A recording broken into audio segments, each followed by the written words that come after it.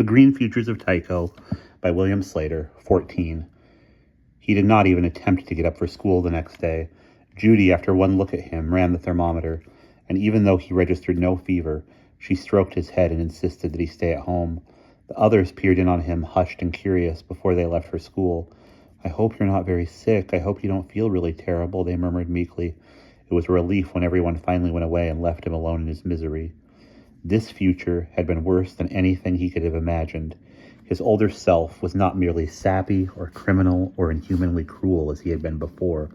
He was insane.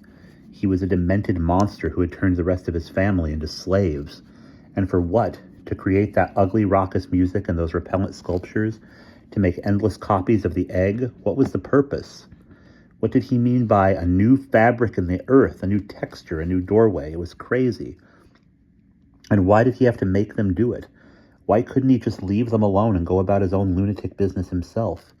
He lay in bed all morning, feeling dazed and sick, brooding over the implications. He had realized and seen that because of unpredictable chance events, everyone had many possible futures, and yet, though the futures he had visited were different in many respects, there was also something dreadfully similar about them all.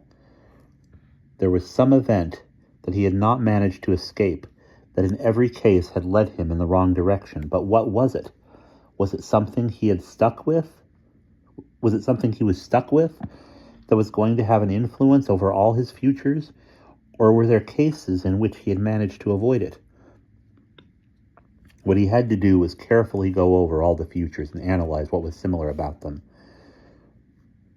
Only that way could he isolate the fatal event that was common to them all, the event which had to be avoided. Now he knew better than to write anything down. But without clarity and order of pencil and paper, the different trips spun confusingly in his head. They blurred together like dreams, until he could not tell one from the other. What was so frustrating was that he knew somehow that the event he sought was terribly obvious, that it was staring him in the face, yet as the hours went by, it continued to elude him. He got up and paced around his room for a while. Then he wandered out into the upstairs hall with its shiny green wallpaper and into Bobby and Judy's room. There was a recent picture of the 4 children on Judy's desk. He picked it up and gazed at it abstractedly.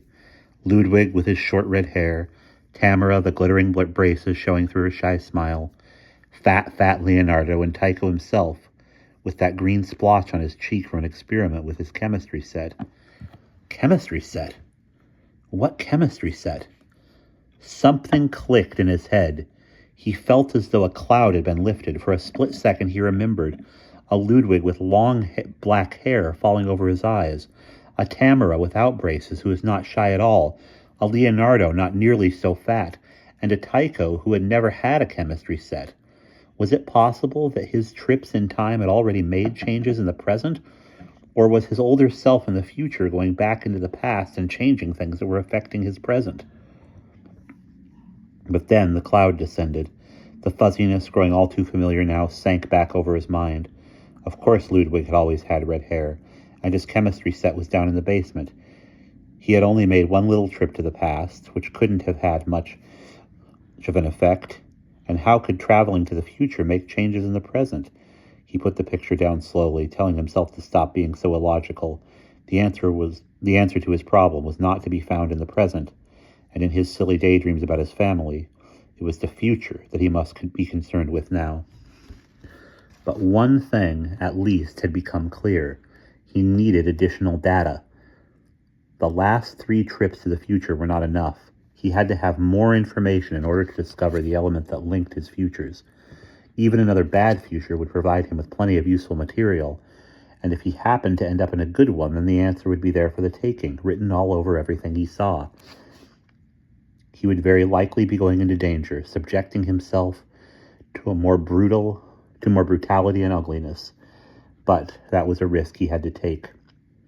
Only by understanding what had made those terrible futures would he be able to prevent them and to understand them, and he needed to know more. Once more he put on his traveling clothes and went out to the elm tree.